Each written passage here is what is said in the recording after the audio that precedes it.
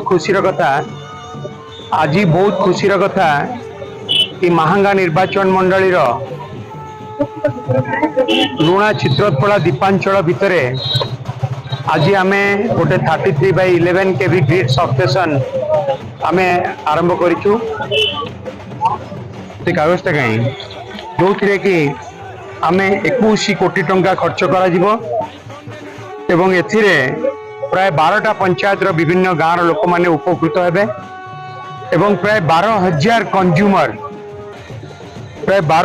consumer एथिरे उपकृत हेबे एवं लुणा चित्रोत्पला दीपांचल भितर मुख्यतः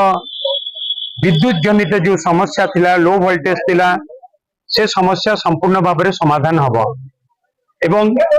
टाटा जरिया रे टीपीसीओडीएल टाटा जरिया रे ए कार्यक्रम करा जाउची एवं ए काम आज आरंभ है